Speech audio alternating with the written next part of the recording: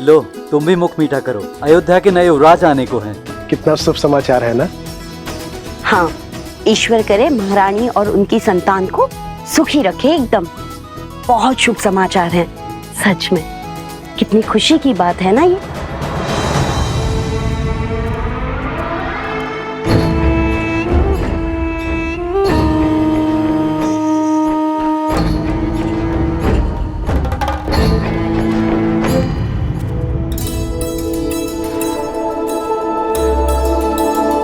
लीजिए भैया, आप भी लड्डू खाइए। हमारे राजमहल में लल्ला आने वाले हैं, प्रभु श्री राम के उत्तराधिकारी आने वाले हैं। खाओ खाओ।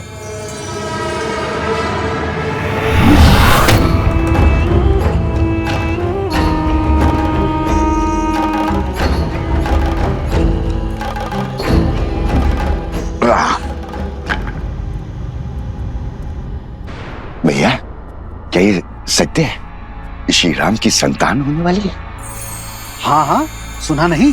सारे अयोध्या में लड्डू बट रहे हैं। चलो अच्छा है। जो 14 वर्ष में नहीं हुआ वो अब हमारे कानों को सुनने को मिल रहा है। क्या क्या कहना चाहते हो? क्षमा करना भैया, वो क्या है ना कि 14 वर्ष से कोई शुभ समाचार मिला नहीं और अचानक से वनवास से लौटते ही ये संतान की खबर। लड्डू खाओ, लड्डू खाओ।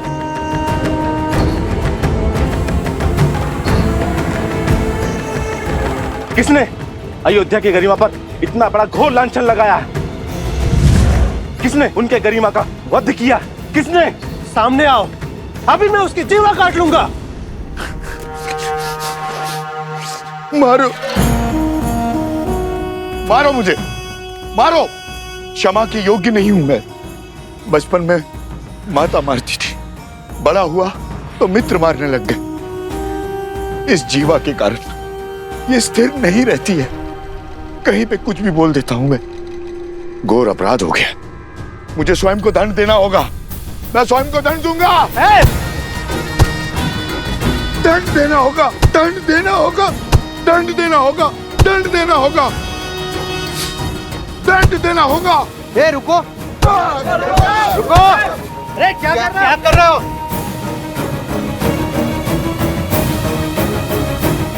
श्री राम और अयोध्या से प्रेम ही इतना है, सुख के समय पे भी तर्क खोजने लग गया। जो बात मेरे दिल को कचोटती है, क्या वो आप सबको व्याकुल नहीं करती? हमने श्री राम की तरह वनवास के दुख नहीं भोगे। हमने तो महारानी सीता की तरह 6 महीने उस दुष्ट रावण की लंका में रहने का दंश नहीं भोगा। सोचिए, विचार कीजिए, क्या क्या हुआ होगा उस 6 मास में। क्या क्या बीती होगी महारानी सीता पर। क्या ये विचार आपको व्याकुल नहीं करता? अपनी व्याकुलता हमें नहीं, श्री राम को बताना, वही निर्णय लेंगे। चलो मित्रों। अरे रुको, रुको, कहां जा रहे हो? मैं स्वयं लज्जित हूं। अब तुम जाकर ये प्रश्न श्री राम से पूछकर उन्हें लज्जित करोगे? वो श्री राम जिन्होंने अयोध्या को मान दिया, सब मान दिया, उन्हें लज्जित करोगे? क्या उत्तर देंगे? उनका तो स्वयं संबंध है इस घटना से। देवी सीता के लिए रावण का वध किया है श्री राम ने।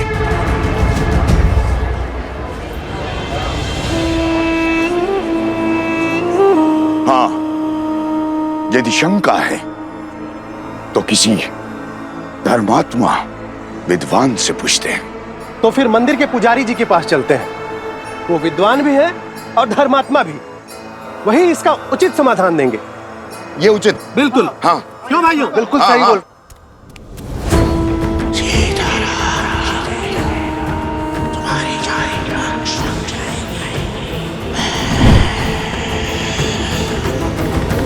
वनवास का वास्तविक अर्थ है अपने नगर से, अपने घर से, अपने सुखों से, गृहस्थ कर्म से पूर्ण संन्यास। यानी ब्रह्मचर्य। श्री राम जैसा पुरुष जिसके मन में धर्म के संस्कार बसते हों, वो वन के वातावरण में संतान को जन्म देके उस संतान को धर्म से वंचित नहीं कर सकता, वो अपना ब्रह्मचर्य नहीं तोड़ सकता। इसीलिए 14 वर्षों में कोई संतान नहीं हुई। उचित कहा पुजारी जी। हमारा संदेह मिटाने के लिए धन्यवाद पुजारी जी। चलो भाइयों। रुको। वाह पुजारी जी वाह, धर्म की बात तो कर ली, अब सत्य पे आइए पुजारी जी। क्या है सत्य का आधार? विश्वास से कल्पना होती है, सत्य को प्रमाण चाहिए। बोलिए, है कोई प्रमाण?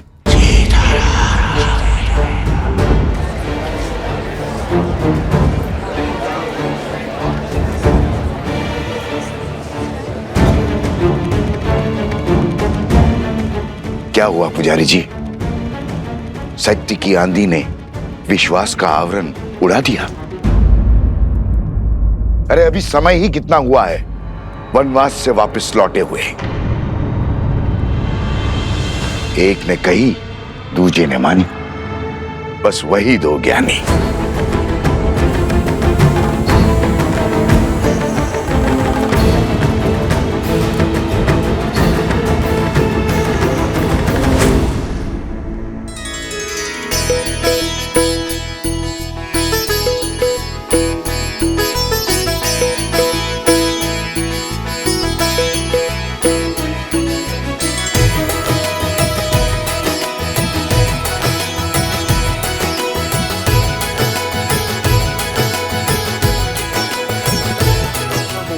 बंधन में तो वानर सेना है, प्रभु राम का ये सेवक हनुमान नहीं।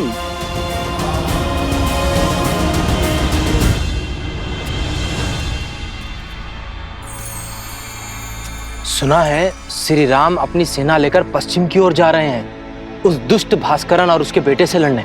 हाँ, आक्रमण तो हुआ है, कदाचित शत्रु बड़ा बली है। अच्छा,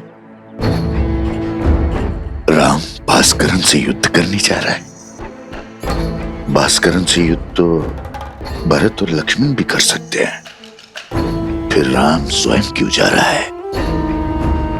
वो भी ऐसे समय में जब सीता गर्भवती है।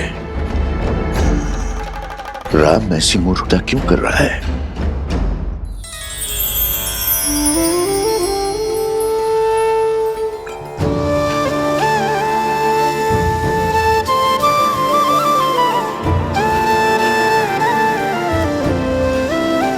बैठो सीता।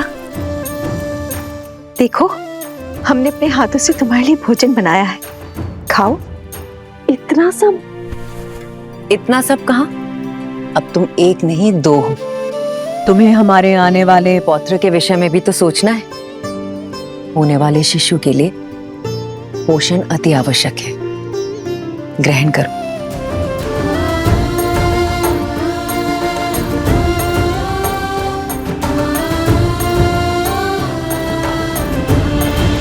अभी मुझे तुम्हें छोड़कर जाना होगा। रावण के मामा भास्करन ने अयोध्या पर आक्रमण कर दिया है। अपनी प्रजा की रक्षा के लिए मुझे अस्त्र उठाना होगा।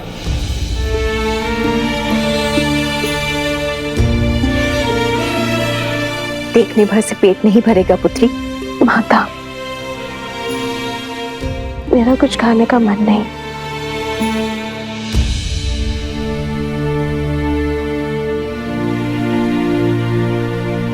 होता है, गर्भावस्था में ऐसा होता है।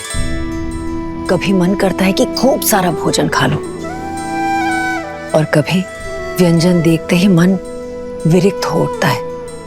किंतु पुत्री, भोजन तो खाना ही पड़ेगा। गर्भावस्था में माता को अधिक ऊर्जा की आवश्यकता होती है। खा ले पुत्री। जितना मन भाए उतना खाओ। ये लो। नहीं माँ, मन नहीं है। दीदी, होने वाली संतान तो अभी से राम के गुण दिखा रही है। स्मरण है आपको, जब राम छोटा था तो कितनी हट किया करता था, ये भोजन खाना है, वो व्यंजन नहीं करना।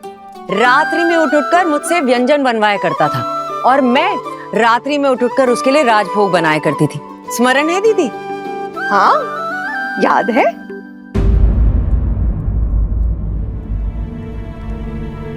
क्या हुआ सीता?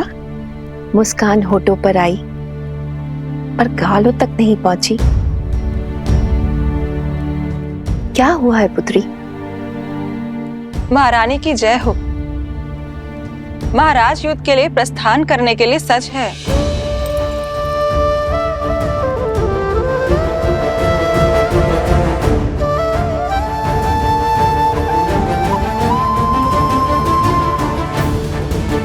मैं समझी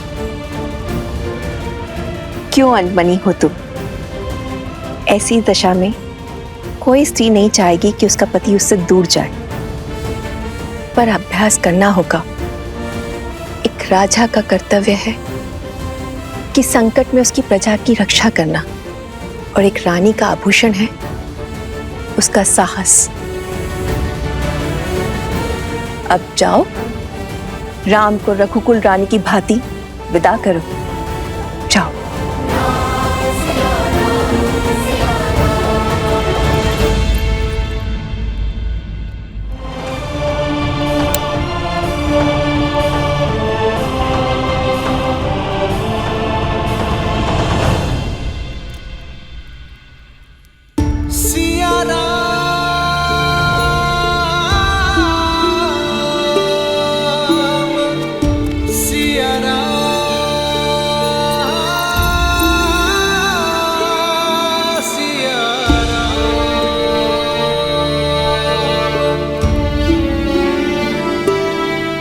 कल जिस विश्वास से मेरे विजय की घोषणा की थी, आज उस मुख पर इतनी चिंता क्यों सीते?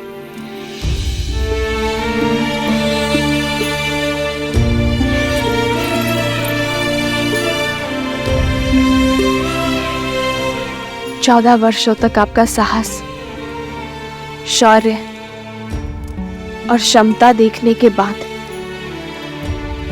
कि सीता कभी चिंतित हो ही नहीं सकती यार। परंतु एक होने वाली मां का स्वप्न बिगड़ जाने का शोक अवश्य है। इतने वियोग के पश्चात सोचा था कि अब आपसे कभी दूर नहीं रहूंगी, पर कर्तव्य आपको फिर हमसे दूर कर रहा है। कर्तव्य राम और सीता को कभी दूर कर ही नहीं सकता सीते। कर्तव्य तो हमें जोड़ता है। जानती हूं, पर ये इससे वियोग क्यों आ रहा है? इस समय आपको इसके साथ होना चाहिए था।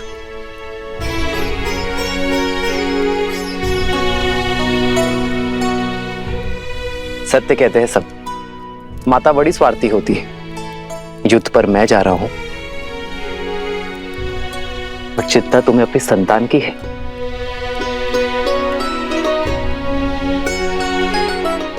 वैद्य कहते हैं सीते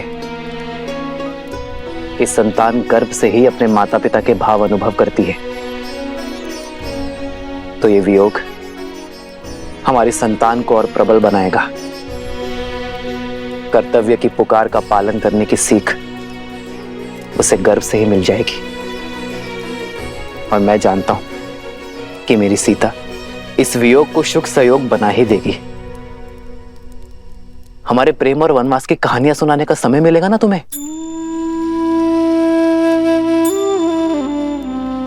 तुम मेरी शक्ति हो सीते, मेरी ढाल हो इस धर्म युद्ध में। मुझे अपनी धर्म पत्नी के साथ की आवश्यकता है।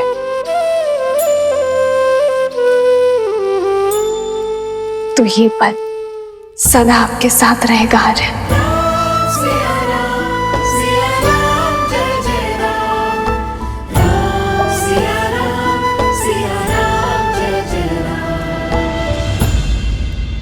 एक बात और, आप इस युद्ध में किसी को भी भेज सकते थे, पर आपने स्वयं नेतृत्व करना चुना। कुछ कारण बड़ा ही होगा, पर मैं नहीं जानती। पर कामना करूंगी कि आप मंतव्य में सफल हो।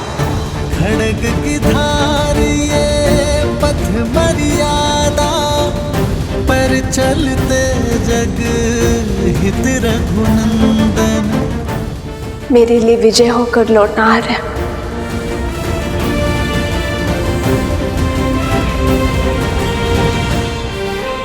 और इसके लिए शीघ्र आइएगा।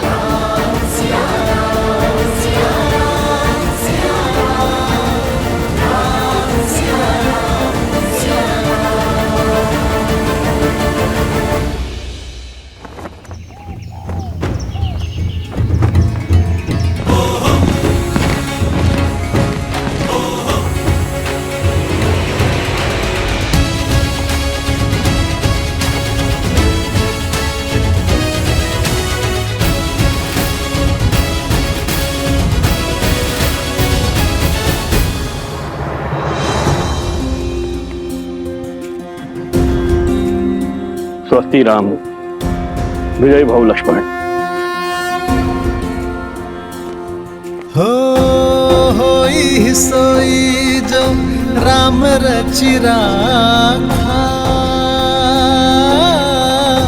को करी तर्क बढ़ावे साखा। आपका तेज सूर्य सा दमके।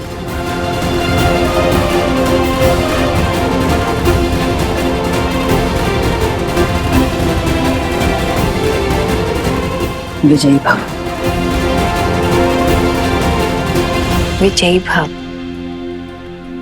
राम, तुम्हें शीघ्र ही राजमहल लौटना होगा। सीता के पुनः सावन संस्कार के लिए तुम्हें यहाँ होना अनिवार्य है। अवश्य माँ।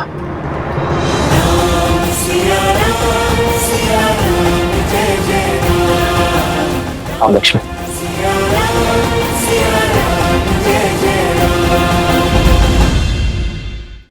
सियावर रामचंद्र की, सियावर रामचंद्र की, सियावर रामचंद्र की, सियावर रामचंद्र की, सियावर रामचंद्र की, सियावर रामचंद्र की, सियावर रामचंद्र की, सियावर रामचंद्र की, सियावर रामचंद्र की, सियावर रामचंद्र की। मेरे अयोध्या के वीरों, कर्तव्य ने पुकारा है। जब पड़ोस में अग्नि लगे तो व्यक्ति यह सोचकर नहीं बैठता कि उसका घर सुरक्षित है। वो अग्नि को बुझाता है क्योंकि वो जानता है कि अग्नि का स्वभाव है फैलना। मुझे मेरे वीरों पर पूरा विश्वास है। भय के लिए भयंकर है। हम सब आपके रुद्र हैं। शंकर है। श्री राम, राजा राम, श्री राम। मित्र, यो मुख मोड़कर मत जाइए। वानर सेना ना सही प्रभु, हमें अपने साथ ले चलिए। जो हृदय में बसते उनसे मुख नहीं मोड़ा जाता मित्र। मैं आपको छोड़कर नहीं जा रहा हूं, बल्कि आपके कंधों पर एक बहुत बड़ा उत्तरदायित्व देकर जा रहा हूं। जब मैं वहां युद्ध लड़ूंगा तब आप यहां अयोध्या का भार संभालेंगे, और जब आपके प्रस्थान करने का समय आ जाएगा हम युद्ध से लौटकर आ चुके होंगे।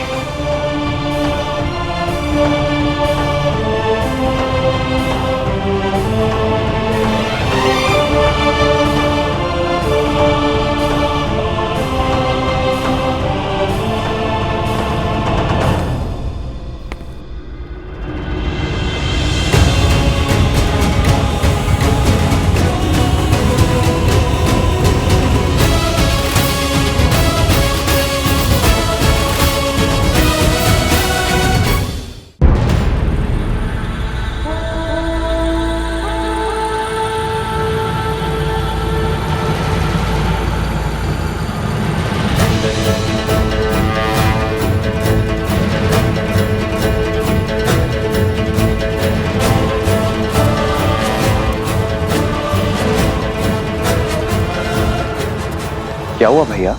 सैनिकों के चुनाव में मुझसे कोई भूल हुई? जिस समाज में बालक के हाथ में शास्त्र के बदले शस्त्र हो, वहां असुरों का वास होता है शत्रुघ्न। जीवन भर राष्ट्र सेवा का भार उठाने वाले वृद्ध समाज सेवा पाने के अधिकारी हैं, और जो युवा अभी अभी विवाह के बंधन में बंधे हैं, वो भी युद्ध में जाने के योग्य नहीं है। प्रभु, ना मैं बालक हूं, ना मैं वृद्ध हूं, और ना विवाहित। फिर मुझसे राष्ट्र सेवा का सुख क्यों छीन रहे हैं आप? क्योंकि तुम अयोध्या के सैनिक नहीं हो।